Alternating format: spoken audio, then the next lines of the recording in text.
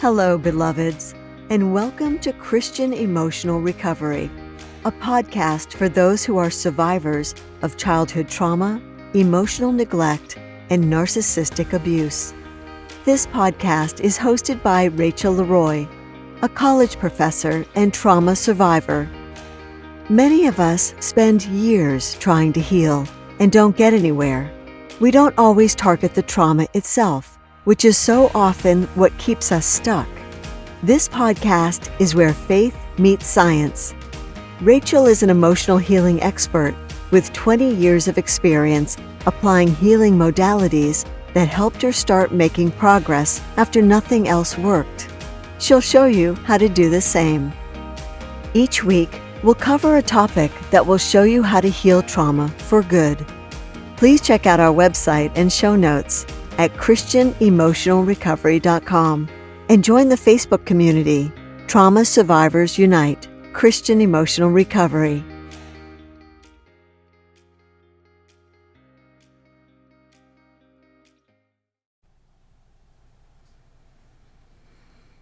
Hello, everyone, and welcome to Season 2, Episode 3 of Christian Emotional Recovery. This episode is covering how the science of learning can maximize healing of trauma and difficult emotions. How the science of learning can maximize healing of trauma and difficult emotions. Now, last season, we had an episode on the habits and attitudes of learning, and part of that did include the science of learning, and basically I wanted to expound on that because there's a science behind learning, and that happens in academic circles. People study how do you maximize learning? How do you get the most out of what you're studying? How do you get the most out of what you're doing? How do you increase application and retention of what you're learning? Isn't that what this is all about? When you're healing trauma, increasing your learning both in terms of what you retain and in how you apply it to your life is vitally important. So this episode you won't want to miss, and it will definitely help you to find specific science-based strategies to help you to increase your healing of trauma and difficult emotions. I am a professor with over 20 years of experience teaching, so I know what works. So follow me in this episode and you'll find some great strategies and concrete practices you can use.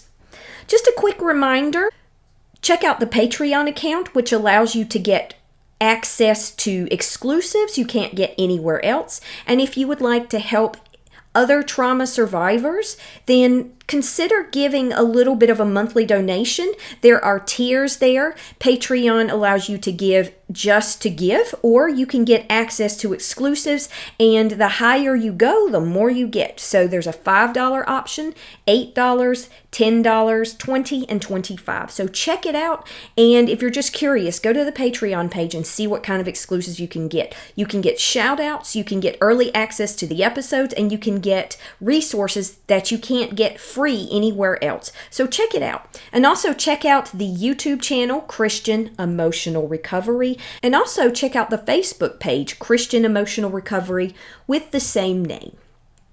Let's go ahead and get started with this episode.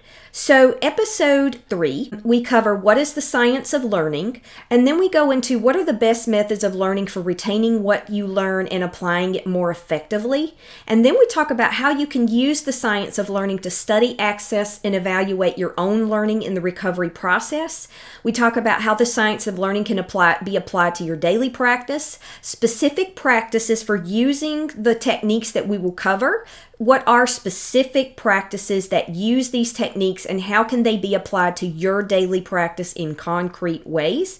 And how can you tailor your daily practice so it's customized to both your needs, your individual learning strengths, and to the science of learning to maximize healing results in your life. So let's go ahead and get started. The first part, if psychological research can show us how we retain information and learning in the brain for studying, this process and research can also be applied to trauma healing practices. And the reason is because learning how to do trauma healing practices is rewiring your brain. And it's literally just learning something new. And while it might be a little bit of a heavier thing thing than, say, learning a science problem or learning how to play musical notes or learning something about literature or history. It still has the same process when it comes to learning. So why not use the science of learning in these other areas to apply here?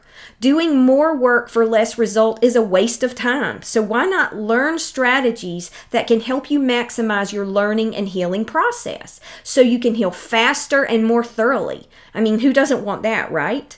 That's why the science of learning applied to trauma healing practices is so important. Last season, there was an episode, like I said, called The Attitude and Science of Learning. The first 2 episodes of this season broke down the attitude of learning in more detail by discussing resistance, willingness, and surrender to difficult situations as a way to heal. This episode will break down the science of learning in more detail by showing you how you can apply study habits and techniques to daily trauma healing practices to maximize the effects of how you spend your time on your healing work. So, what is the science of learning? That's a good question. What is the science of learning? The science of learning is the ability to maximize your absorption of whatever it is that you're learning, to increase retention in the short term and especially the long term. It's one thing if you can cram for a test and then you forget it a week later. It's another thing if you study in a way that allows you to retain information long term, because that's the only way you're going to apply it in your life. Application. Retention equals application. And then there are specific steps that even if you retain the material, you're going to increase the application of it in your life, which is where you rewire your brain and you heal the trauma itself. So if you're studying, say, the parts of a mitochondria, one of those little swimmy thingies in biology, if you remember those, and you need to remember that for a test, there are specific strategies you would go through so that you can remember that later on compared to if you were doing cramming techniques. So we'll talk about the differences between effective learning strategies and ineffective ones in the science of learning. So, like I said, what good is studying if we don't apply it? This is where neuroplasticity, retaining information, and struggling with the information is personal, meaningful, resonant, and gets into the unconscious mind, and that's why those are important. What science has shown, and overall, what makes you retain material more and apply it more long term and rewires your brain is when you struggle with the material and when you're making neural connections in your brain. That's how it creates, you have one thread and then 2 and then 3, and you know if you have a rope that has multiple threads, it's not going to break. If it's only got one thread, it's going to break. So the more neural connections you can make with the material, the more you will retain the information. So a little bit about the science of learning. Neuroplasticity is part of the science of learning from the article The Education Hub. It says the science of learning draws on research from cognitive psychology, neuroscience, and education to understand the processes through which we learn.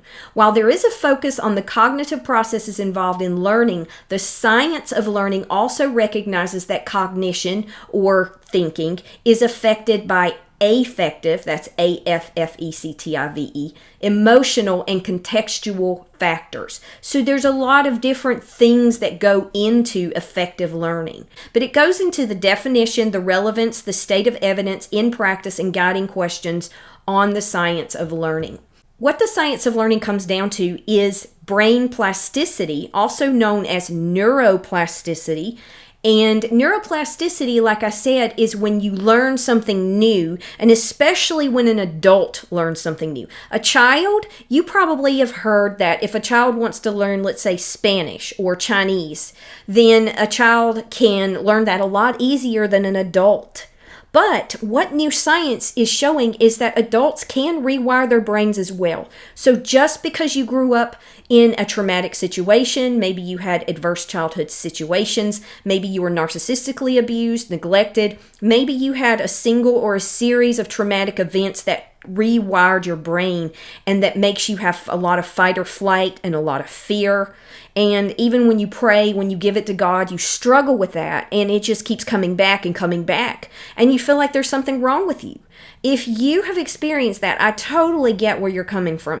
That is a totally normal experience if you are experiencing trauma. There is nothing wrong with you. Your brain is not miswired. Your brain is just wired for trauma, but it can be rewired. So let's look at neuroplasticity. This article, what is brain plasticity and why is it so important? And it's on something called theconversation.com. Theconversation.com.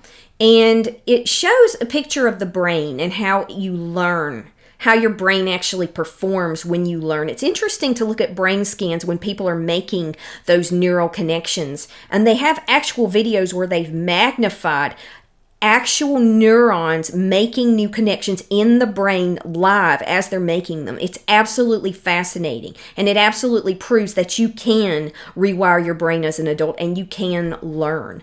But it says brain plasticity is the ability of the brain to modify its connections or rewire itself. Without this ability, any brain, not just the human brain, would be unable to develop from infancy through to adulthood or recover from brain injury. What makes the brain special is that, unlike a computer, it processes sensory and motor signals in parallel. It has many neural pathways that can replicate another's function so that small errors in development or temporary loss of function through damage can be easily corrected by rerouting signals along a different pathway. Basically, that means that your brain is diverse, your brain is resilient, and your brain is capable of great things. So other things about neuroplasticity, it basically also says the body's ability to recover from damage to the brain can be explained by the damaged area of the brain getting better, but most of the result is neuroplasticity, forming new neural connections. Developing infants have this going on rapidly in their brain all the time: visual, auditory, tactile, smell. Growing, then pruning. As the brain grows, individual neurons mature, first by sending out multiple branches, and I won't go into the details of all that, and then by increasing the number of synaptic contacts with specific connections. And then forging new paths. As we have the ability to learn new activities, skills, or languages, we continue to have the ability to learn new activities, skills, and language even into old age. This retained ability requires the brain to have a mechanism available to remember so that knowledge is retained over time for future recall. This is another example of neuroplasticity and is most likely to involve structure and biochemical level changes at the level of the synapse. So reinforcement and repetitive activities will eventually lead the adult brain to remember the new activity. That's where, if you can maximize your learning, it will reap benefits. By the same mechanism, the enriched and stimulating environment offered to the damaged brain, which is trauma is technically brain damage to a degree, will eventually lead to recovery. So if the brain is so plastic, why doesn't everyone who has a stroke fully recover function? The answer is that it depends on your age. Younger brains have a better chance of recovery, the size of the damaged area, and more importantly, the treatments offered during rehabilitation.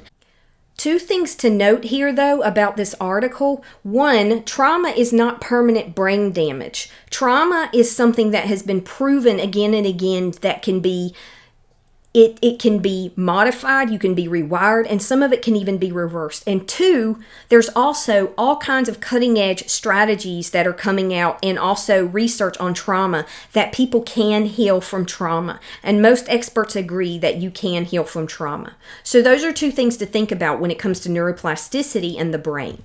So that's a little bit about the science of learning. To me, the science of learning is learning how to learn. Learning how to learn.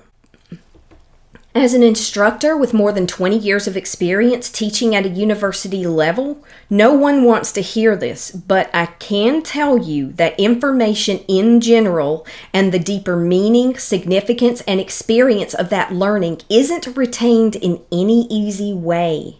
It's by wrestling and struggling with the material that we retain the information. There is no long-term shortcut to learning. It's not an easy process. Learning isn't passive or lazy. It's active, challenging, deep, and out of our comfort zone. If you don't feel a little discomfort when you're studying something new, you're probably not learning. I'll say it again. If you don't feel a little discomfort when you're studying something new, you're probably not learning much. This can tax the mind and brain, so that's why it's also important to do a little bit at a time generally. So one strategy is you need to be wrestling with the material, which requires active learning, and two, you need to do a little bit at a time. That's why cramming doesn't work. One, you're trying to force the information and do a lot at a time at the same time, and it just doesn't work. It does not allow for long-term retention of the material.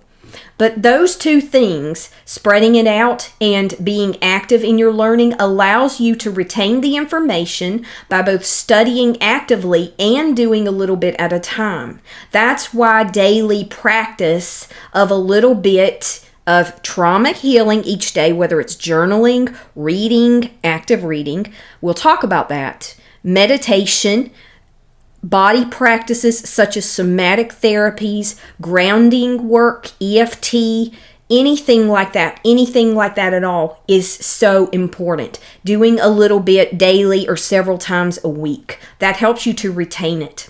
That's why daily practice a little bit each day is important, whether it's reading and taking notes, meditating, journaling, affirmations, reading in general, listening to talks, or doing other exercises and practices along with prayer, sermons, Bible study, and other Christian practices. A little bit about how to study effectively, how to learn effectively according to science, and how to go through this struggling or wrestling or active learning process. What exactly does that mean? It's one thing for me to tell you, you need to actively learn. You need to struggle with and wrestle with the material. It needs to have personal significance and meaning for it to stick. But let's talk about specific ways to do that, okay?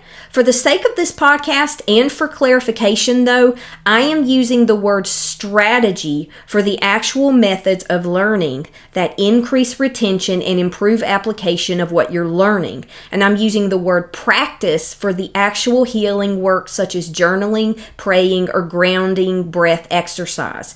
So just keep that in mind. Strategy for learning methods, and I'm using practice for the actual things, activities that you undertake to do that, like journaling, praying, grounding, meditations, and so on. Okay? So what are the best methods of learning that stick with you? What are the best methods of learning that stick with you? From last season that you may want to go back and re-listen to if you're interested is episode 9, and it was learning what we've come here to learn, the attitude and science of learning. Learning what we came here to learn, the attitude and science of learning. It was episode 9 of season 1. And one of the articles, actually one of the main articles that I used to help with that podcast, How to Study Effectively According to Science. How to Study Effectively According to Science. Emma Fazzino wrote this, and it's psychological research that uncovers the best strategies to approach learning. And it includes several ways to maximize your learning. And the first one, and this is where we're getting into, how do I retain the information? How do I wrestle with the material? How do I space out my work? Well, appropriately, the first strategy, and this can apply to journaling, or I would say for space practice, it applies more to like talks and sermons and books and things where you're actually absorbing knowledge and wisdom and material. But spaced practice, it says don't try to cram and learn everything the night before. This is why a week after the exam, all the content has seemingly, quote, vanished from our brains. Learning new things physically changes the brain structure by creating new neural connections and strengthening old ones, neuroplasticity. In order to learn concepts effectively and embed them in our memory, it is better to study in small chunks over a long period of time. Every time you leave a little space, you forget a bit of information and then you kind of relearn it, explains cognitive psychologist Jana Weinstein. That forgetting actually helps you strengthen your memory. It seems counterintuitive, but in actual fact, forgetting helps strengthen memory by allowing yourself to learn and remember the facts again. I would argue that that's neuroplasticity is where you're struggling with the material as well.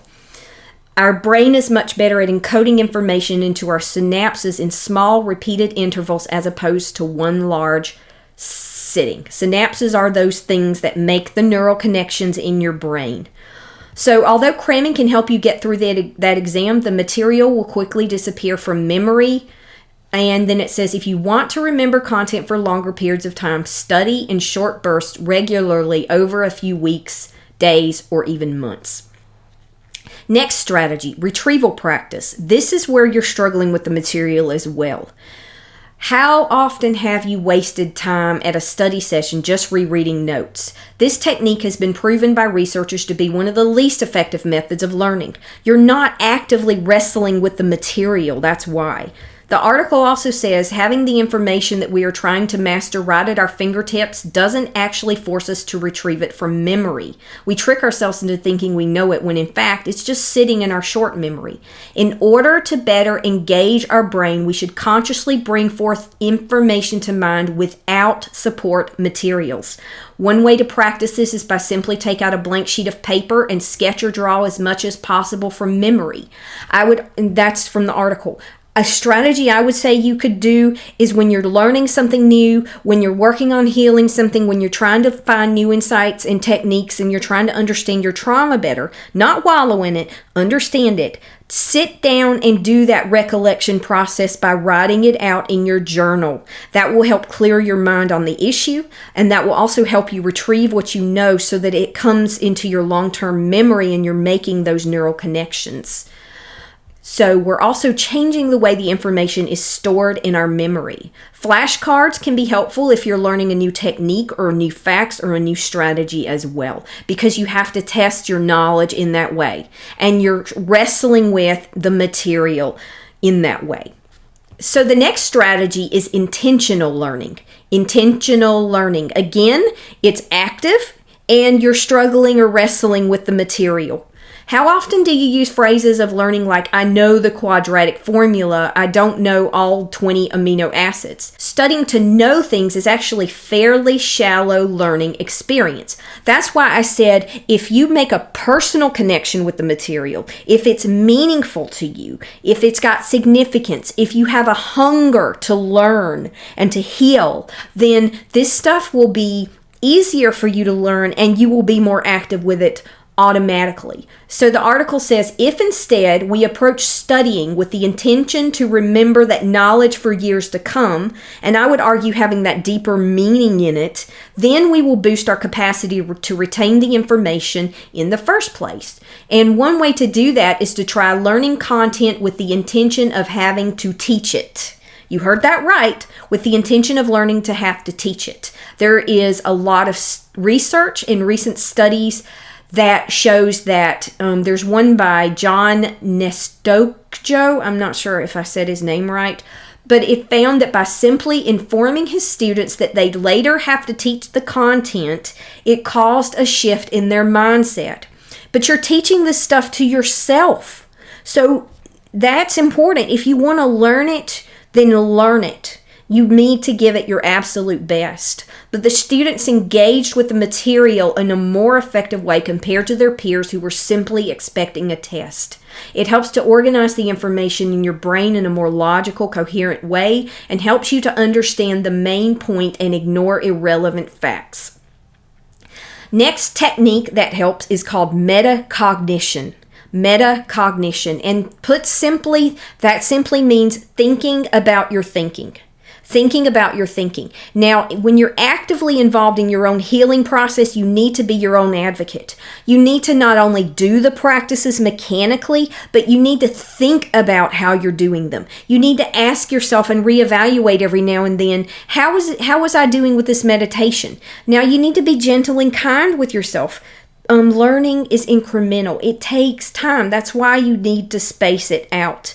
But asking yourself questions and being active in your own learning process will increase how much you grow and heal, because you can readjust based on what you know you need to learn and do and improve on. And only you can know that. Praying about it is also a way to apply metacognition to your practices as well, because God can give you insights, and just the act of praying is actually a form of metacognition in a way, if you think about it.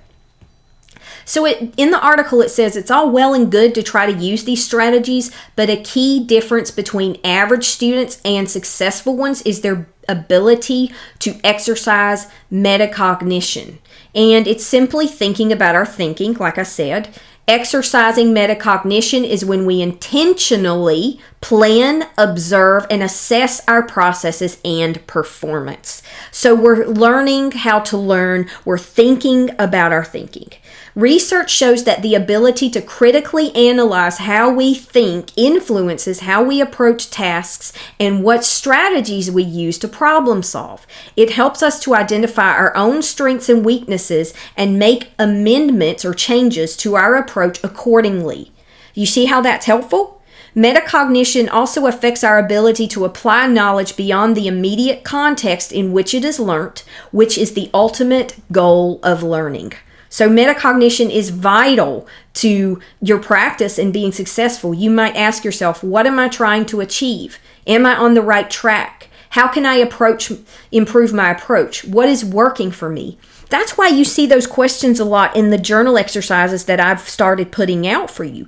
These exercises in some of the other podcasts as well, because those questions require you and force you to think about your thinking and to be active in your learning process.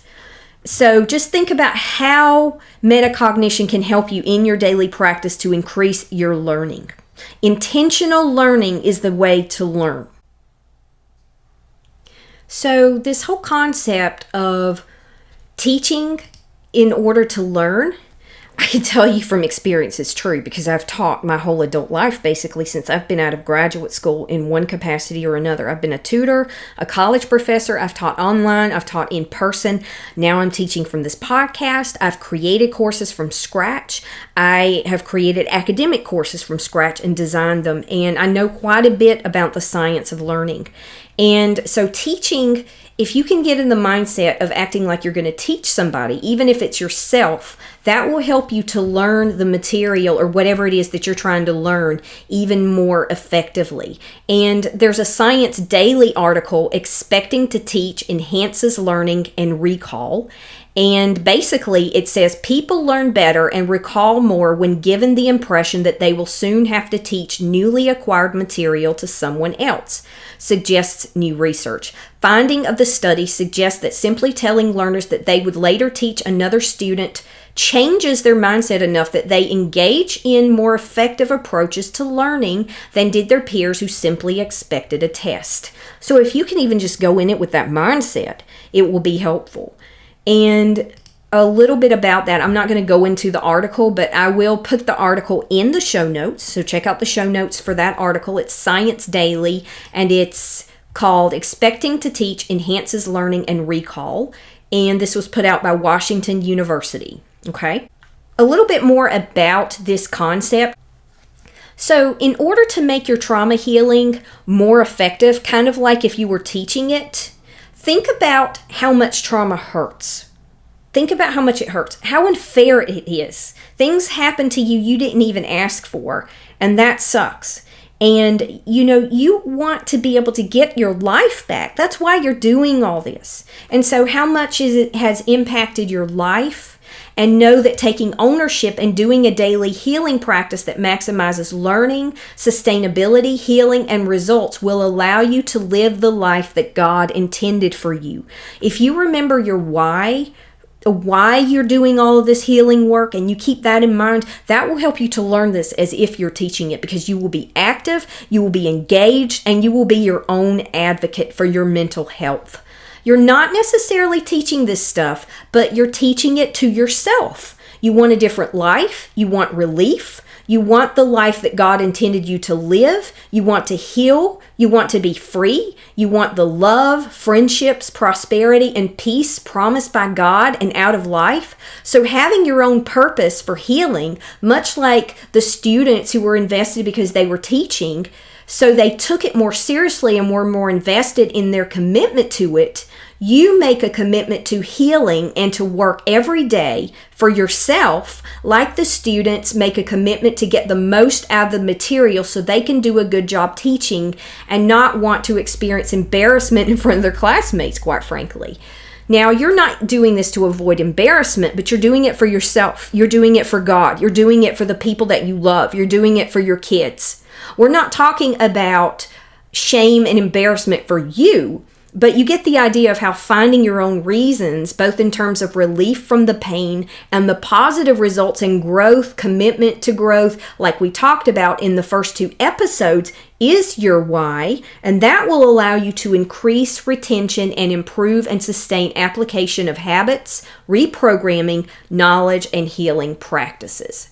So just a little bit more about some specific strategies, not practices, that can help you to heal and retain your learning more, whether you're reading a book, listening to a YouTube video, meditating, writing in a journal, doing somatic therapies, or EFT, whatever the case may be. There's an article called 10 Smart Study Habits That Support How the Brain Actually Works. 10 Smart Study Habits that support how the brain actually works. And I will, as always, include that article in the show notes. But some of the techniques, I'm sort of riffing off of this article instead of quoting it directly. But if you look at number 1 in that article, number 1 is test yourself before you've studied. Test yourself before you've studied. It's called pre-testing. Now, to apply this to your own healing strategy, you could maybe journal before reading a book or watching or rewatching a video to recall what you know on the topic and the meaning it has to your healing circumstances. So pre-testing yourself might include journaling a little bit about what you know before, or I would even say after you've listened to a YouTube video, a sermon, a talk, or read a chapter in a book. So that's one strategy from that article you can apply. So this is kind of strategy/practices at the same time. The second one is change up your study environment. Change up your study environment. Now, having a specific time and a specific place that's consistent when you first get started especially is vital to healing success. I think that you need to have a time and place. It increases the chances that you'll be consistent, and you start to get conditioned where your mind automatically goes to that place because it's habitual. You're conditioned that way, and that can be a good thing. But changing where you practice sometimes also, after you've gotten in a habit, can actually freshen that experience up. So changing it out once in a while may actually be helpful too. The positive reasons for having a specific time and place and practice cannot be denied. But changing it up sometimes can also make things fresh, and it can kind of take you out of just being complacent. Does that make sense? Being conditioned is one thing, but when you start getting dull and complacent, that's when the learning process starts to go downhill. Okay? So number 3 actually, but it's number 4 in this article. I'm not looking at all of the examples. Take regular naps. And you might be like, naps? What? Take regular naps. If you're stressed out, it sounds ironic. If you're stressed out, you need to do healing to help yourself with trauma so you're not as stressed out. But seriously, if you rest, you're well rested and your mind is clear. If you're just completely exhausted, you're not going to get as much out of your healing practice. So try to do it at a time when you're well rested, or at least you're not exhausted. There's more about being well rested so you can give your best energy to healing. Being consistent, but knowing when to back off to avoid burnout or pushing yourself too hard is also important. So here I would just say, try to do it when you're well rested, and definitely don't try to force yourself to do it when you're utterly exhausted, because it doesn't work. Okay? So the next one, the number 6 in the article, check in with yourself periodically. I think that's very similar to metacognition, but we can get caught up in our brains. And I think it's also important to check in with our bodies. That's especially important if you're healing from trauma, to know what's going on with your emotions. How am I feeling about this? Not just what am I thinking? How am I feeling? Where am I feeling this in my body? What does this feeling, where is it coming from? So check in with yourself periodically, mentally and physically.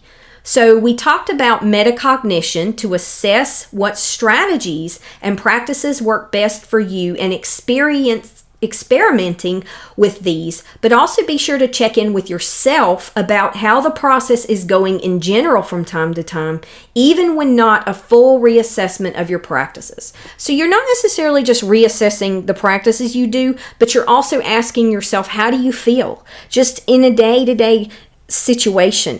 If something comes up, ask yourself how you feel about it. Check in with yourself, because unfortunately, those of us who have experienced abuse and trauma, who have been taught to deny our emotions and who live in reactivity a lot of times we disassociate. And so checking back in with yourself grounds you and brings you back into your body, brings you back into awareness, and brings you back into the present moment. And it helps you to know how you're feeling and what you're thinking about a situation. Okay? Number 7, separate process from progress. This is 7 in the article, not 7. It's not the 7th one of these I've listed. Separate process from progress. And basically here, I would say that basically means progress, not perfection. Progress, not perfection. Again, when you're evaluating, it's not that you've made maximum leaps, that you're doing absolutely perfectly. When you meditate, guess what? Your mind is going to go off into space. It happens. It's inevitable. That's part of the process. Becoming aware of it and bringing yourself back gently is the key there. Progress, not perfection. So if you're making small incremental steps, sometimes it can feel frustrating. You might be like, why am I not making more progress? If you're moving in the right direction, that's good. Progress, true progress, most of the time is incremental. I know you don't want to hear that, but most of the time it is incremental. It's a little bit at a time. Just like the studying, space it out, do a little bit at a time, and that is how it sticks. That's how your learning sticks, and that's how you apply it, because you're not overwhelmed, because your neural network has time to make those connections. If you force, if you rush, and if you're hard on yourself, you're actually pushing yourself backwards in that learning process. If you accept that learning is messy, if you're gentle with yourself, if you're patient, if you're persistent and consistent, and you do a little bit at a time, that is how you learn consistently, long-term over time, and you start to see those bigger leaps of learning over the time that starts to become more time. Does that make sense? And then this article, number 10, skipping to number 10 in the article, study to learn, not to know. So I'm sort of circling back to some of the stuff that we already talked about because I'm trying to reinforce it. Reinforcement is another way to make sure that you learn something. Study to learn, not to know. And this connects to Season 2, Episodes 1 and 2, which was taking every opportunity to grow and learn, willingness, non-resistance, and acceptance to heal trauma. Because if you study to learn, not to know, that means there's a willingness to learn, even a hunger to learn, to allow every experience that you have, especially the difficult ones, to be a learning experience. Because you're going to heal more. You're going to heal faster. The process of life in general is going to be less painful. It'll still be painful, but it will be less painful. So you're maximizing your healing and minimizing your pain when you're open to learning and you keep coming back to that willingness. But studying to learn and not to know, 2 things to cover here. 1, it's not about how many facts or pages or minutes of video or minutes of meditation you can cover, but about the quality of what you're doing in terms of impacting memory, healing, and results. 2, it's about what you're learning and how effectively you're able to apply it to your life over how much time you're spending in the practices. It's about what you're learning and how effectively you're able to apply it to your life. over how much time you're spending in the practices or how many books you've read or how many meditations you've done. I've heard people say, I read 300 books this year. And I say, great, that's great. And for maybe there's a few people that can absorb those books and enjoy them. But I almost want to say, so who cares? You read 300 books. How much did you learn? What did you learn? How has it enriched your life? How has it enriched your experience? So I'm more interested in how can I learn? What can I learn? How can I apply this to my life? How does it have meaning to me? How do I retain this than how many books I read in a year? I used to do those like challenges for how many books I wanted to do in a year, and I don't do those anymore because quality is much more important than quantity, and almost inevitably, you have to reduce the quantity in order to increase the quality. Fewer books, more thorough deep dives in the books, spaced out over more time, you're going to get more out of them than being able to say, oh, I read 75 Christian books or 75 books on healing trauma this year.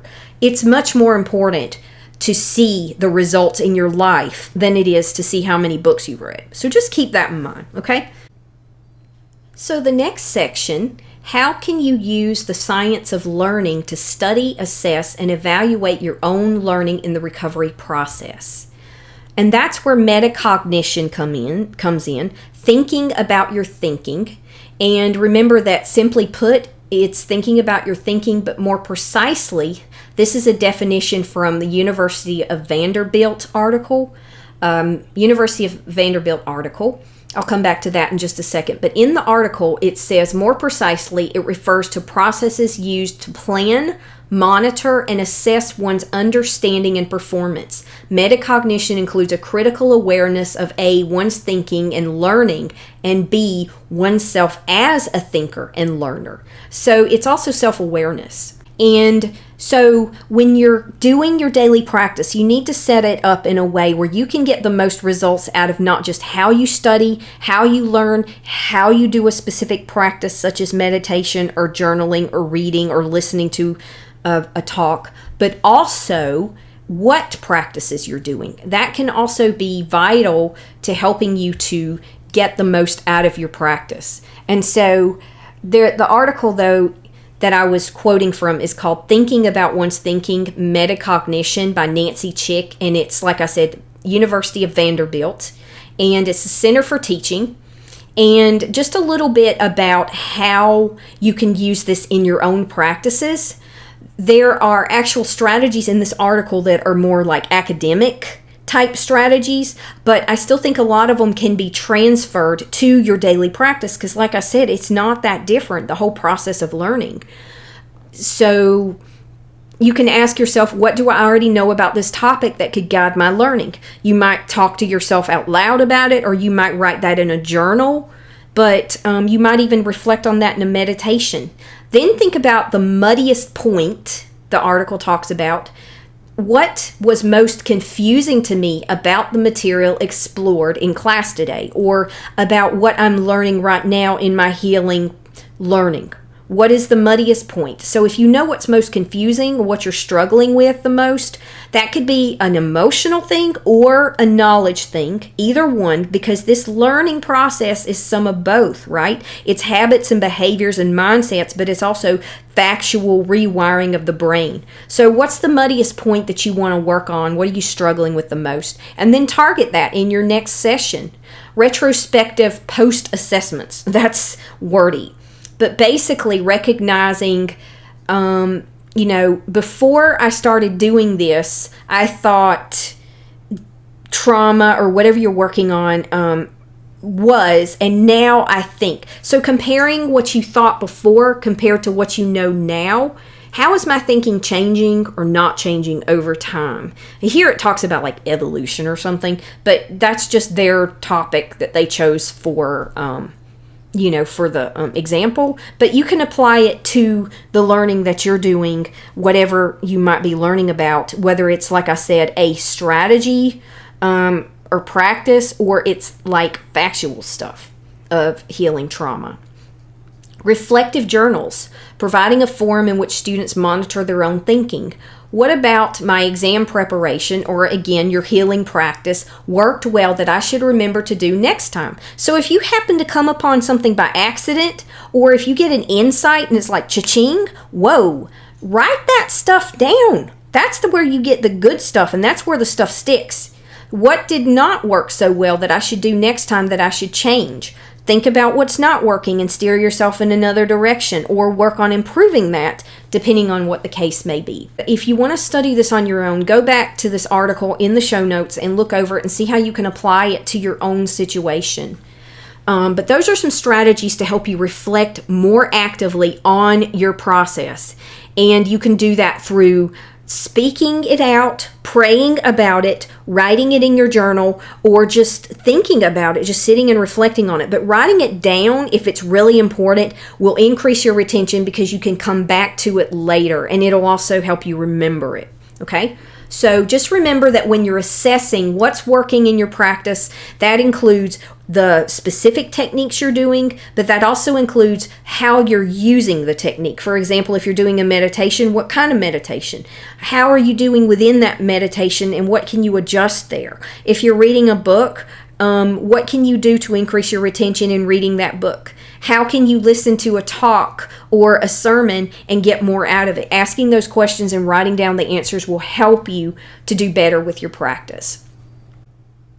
For the next section, I've included 3 concrete practices that you can use to apply maximizing learning in your own healing practices and strategies.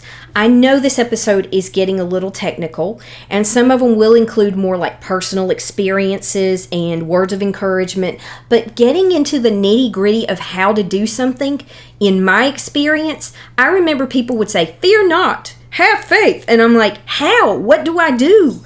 And people would give you very vague and unhelpful answers on how to do that. So that's why I break this stuff down and I give concrete practices, because what good is something if you don't know how to do it? And so if you've got concrete ways to actually apply something, and somebody even gives you steps, then that's very helpful. And when I give steps, I don't say 5 steps to healing your trauma forever. I don't think that kind of stuff works. I try to be realistic, because healing is incremental and trauma can be healed, but you can't just take 5 steps and make it work. But you can do 5 steps on how to get the most out of your journal writing, how to get the most out of a specific meditation session, and those add up to healing your trauma over months and over years.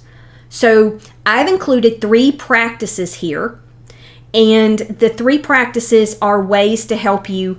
One is reading, and one is journaling, and one is meditation, because those are 3 of the main practices that will help you heal. I'm not saying you have to do any of these practices. If you don't feel comfortable with them, if you need to discern and pray about it, then you do that, and you do what works for you, and you do what you feel God leading you to do.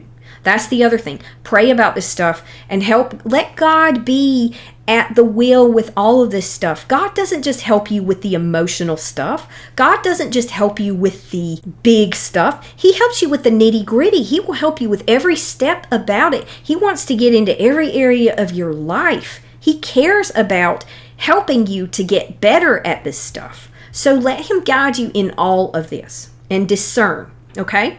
So practice 1 is read a healing book like you're teaching it.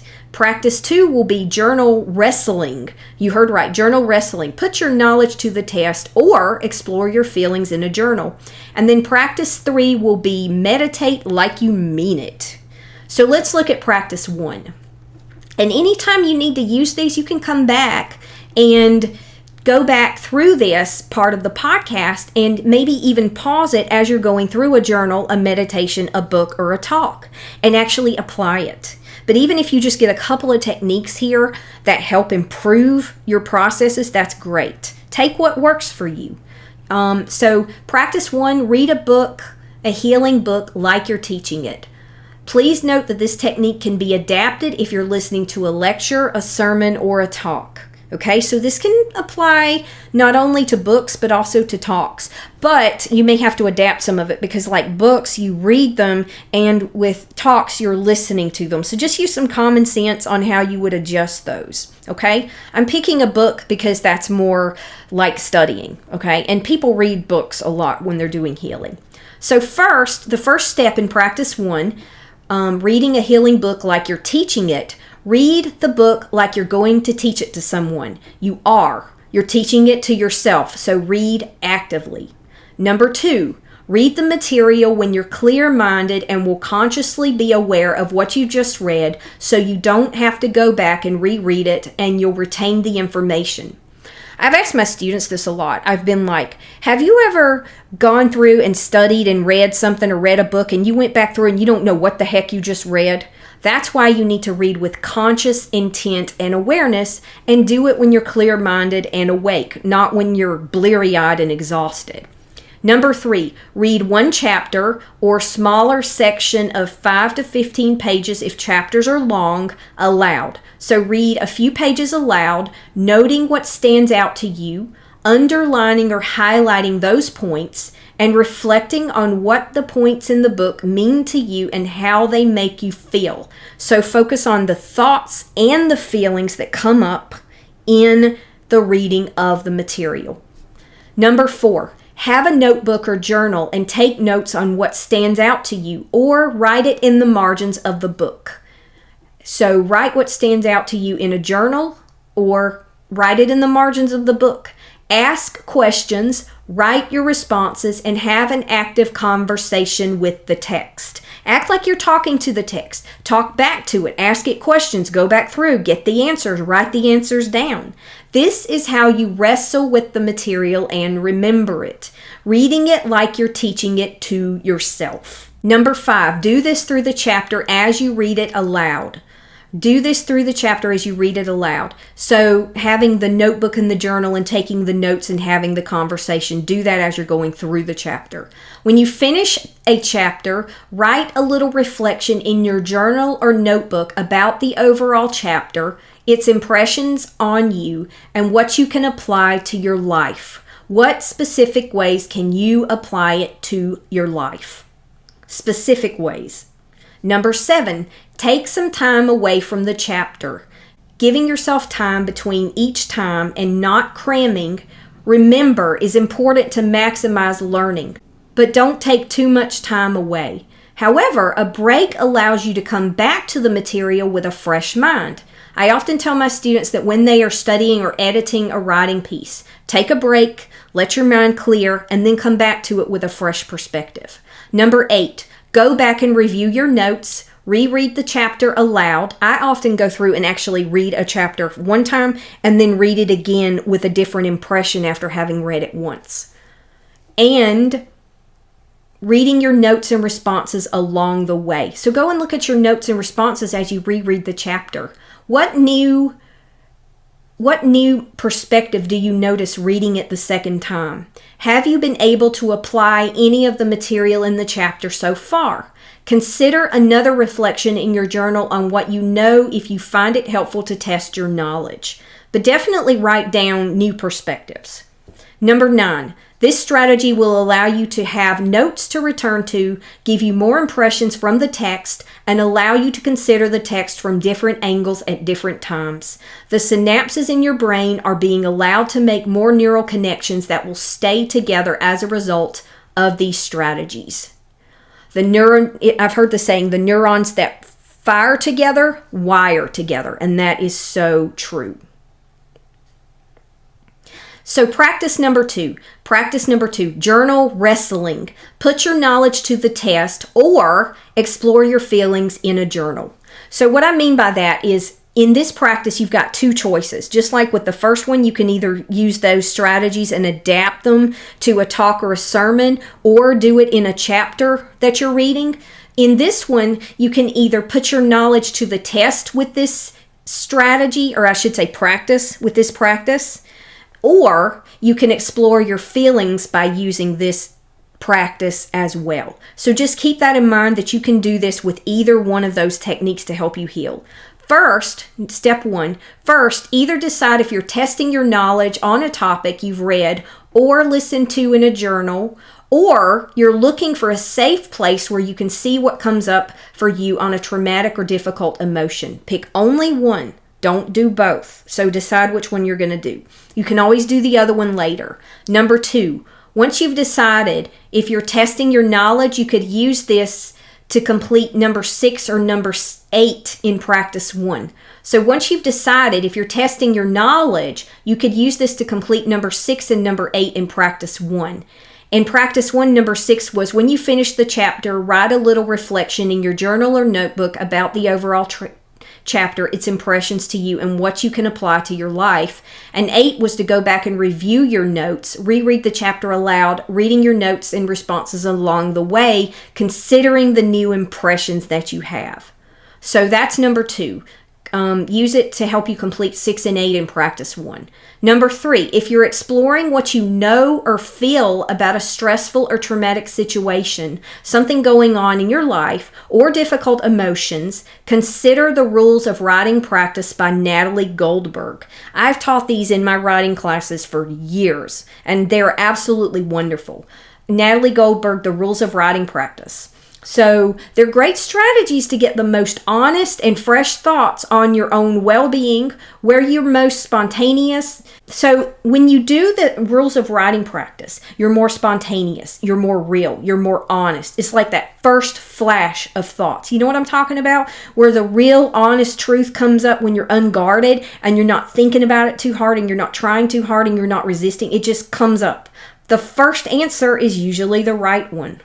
So if you're exploring what you know on a topic, you can use this technique too. Pick a topic and just start writing. That's simple. Stream of conscious, which is like picture your thoughts in your mind coming down through a current or a stream in your arm to your hand, and then just write or type what comes to mind. That stream of conscious is just writing what comes to mind, meaning whatever comes to your mind, don't censor. Just be honest and let it flow.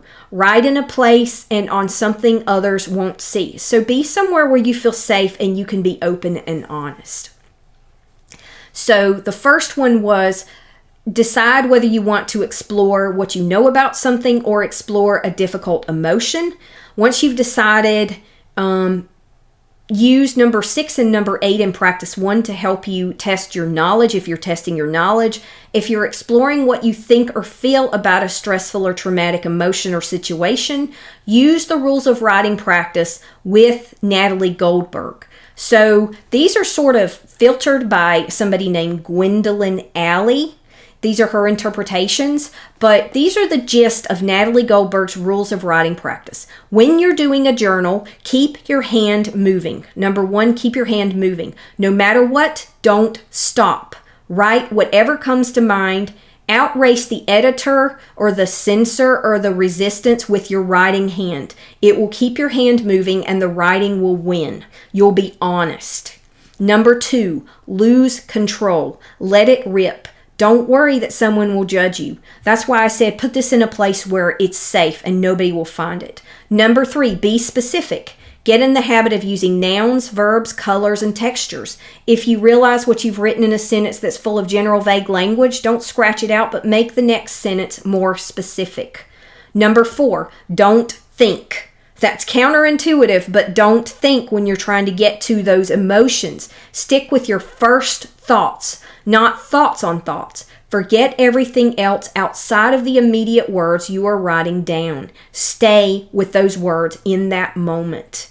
Number 5, don't worry about spelling, punctuation, or grammar. That's right, who cares? Why does it matter? Keep your hand moving and write clearly enough so you can read it later if you want. That's all that matters. Number 6, you are free to write the worst junk in the world. Yep, you are. So don't let that fear stop you. You're trying to get your healing work done. You're trying to figure out how you feel about something. You're trying to get clarity on the origins of your trauma. That's what's important, not perfection. Progress, not perfection. Number 7, go for the jugular. If something comes up while you're writing, keep writing about it. Let it out. Hemingway said, write hard and clear about what hurts. And Hemingway is right. His writing is some of the most clean, powerful, focused writing I've ever seen. And go for the jugular just simply means go for whatever comes up. Don't be afraid. Be gentle with yourself. Don't force it, but just let it come. Let it come. The next one, if you write often about topics of your own choosing, as well as those assigned, it's like a workout. You get better at it the more you do it. If you work out regularly when it's time to do the heavy lifting, like move a piano or take an essay test or deal with life, I would say, or write something super important, it will be easier because you have developed the muscles. If you do these practices on a regular basis, when something comes up in life that is difficult, you'll be able to handle it a lot better. And the more you do it, the more you'll see that. Okay? So those are the rules of writing practice by Natalie Goldberg. So that was number 4. That was number 4 in practice 2, journal wrestling. Number 4 was the rules of writing practice. Number 5, getting into journal practice will help you make self-knowledge and understanding come easier. It will enhance your learning and your journaling process, and it's a great strategy to use when you get stuck as well. Don't force, but it is a great way to get unstuck and develop your psychic muscles for journaling. Number 6, when you're done, step back. Read and explore what you've written and see what insights are helpful. This process can also help you release trapped emotions in your body, but just be gentle with yourself, not to push yourself too much or just rehash the pain. Trust when you know enough is enough and when it has a cathartic feel. It does take time and experience, but you start to learn the more you do it when to back off and when to push forward. Okay, so that is practice 2, journal wrestling. Put your knowledge to the test or explore your feelings in a journal. Now, the last practice, meditate like you mean it. Practice 3, meditate like you mean it. Number 1, there are a lot of different kinds of meditations, some guided, some not, but whatever kind you do, you can apply these learning strategies to increase the therapeutic value, retention, and reprogramming you get out of meditation by what you put into it. Number 2, whatever kind of meditation you do to heal trauma and difficult emotions, find a specific time and place that is consistent when possible to get in a regular habit and meditate somewhere you won't get distracted or interrupted. Repetition and consistency equals retention and rewiring. I'll say that saying again. Repetition and consistency equals retention and rewiring. Number 3, don't try to do or heal everything at once. Don't try to do or heal everything at once. You heal one little part of one specific trauma or experience each time you meditate, pray, journal, or whatever. It's like not cramming. You don't cram for this either. You don't force. You don't try to do more than just a little bit at a time. Plus, you don't overwhelm your emotions when you do a little bit at a time, and it makes it more manageable and it's safer. Number 4, pick one central goal for your meditation. Pick one central goal for your meditation.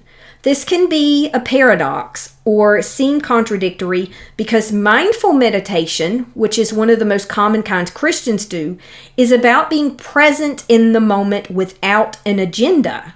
So it's not so much about having an agenda as having one point of focus, even if it's your anchor for grounding, such as your breath, or Christ, or God, or the Holy Spirit, or your awareness of the present moment and all the sensory details of that depending on the type of meditation.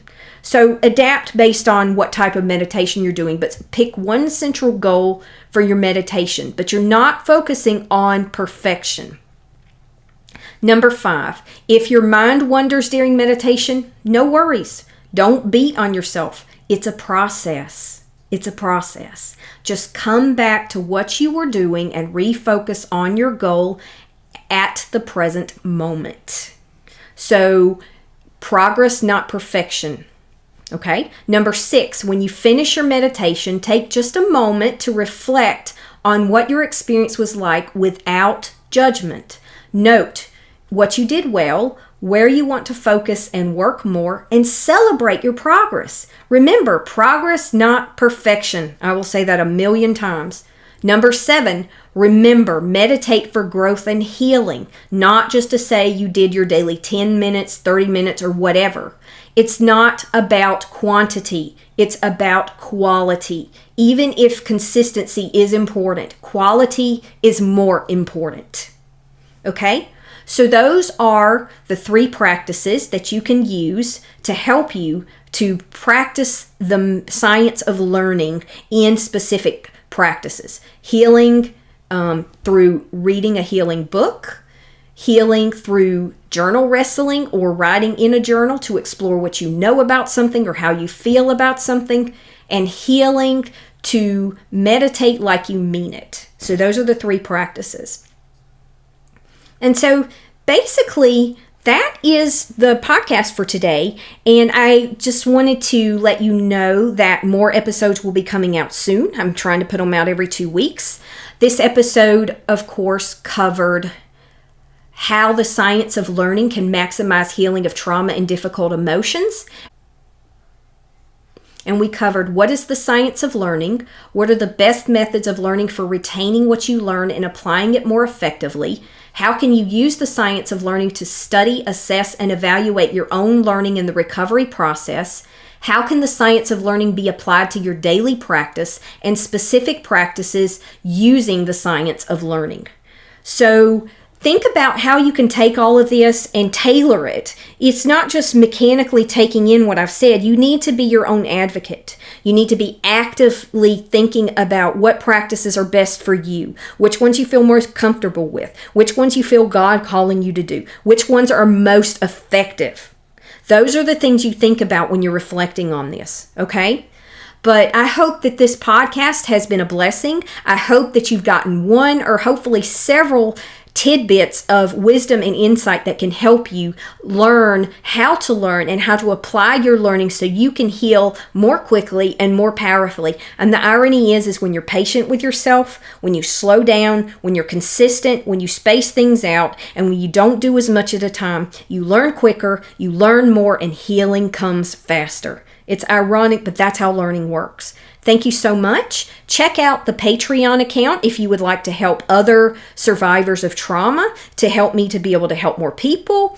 You can give just to give and just to help out, or there are exclusives you can get if you donate monthly in the subscriptions. Check out the Patreon account. I've included it in a link in the show notes. And also check out the Facebook page and the YouTube videos. The YouTube videos, both of those are called Christian Emotional Recovery, YouTube and Facebook group. And the YouTube, I'm starting to put out videos now. So check out those videos, subscribe, tell a friend about the podcast. But thank you so much for listening, and I look forward to seeing you in the next episode. Remember, you are fearfully and wonderfully made, and God loves you. Thank you so much for tuning in to this week's episode of Christian Emotional Recovery, hosted by Rachel Leroy. For links to this week's resources and to join the discussion, check out this episode's show notes at christianemotionalrecovery.com, where you can also find links to our YouTube channel and Facebook group. Join our email list and get other episodes and resources. If you enjoyed the podcast, please rate and review the podcast and tell a friend who may benefit from this message. See you next time. And remember, beloveds, God loves you, and you are fearfully and wonderfully made.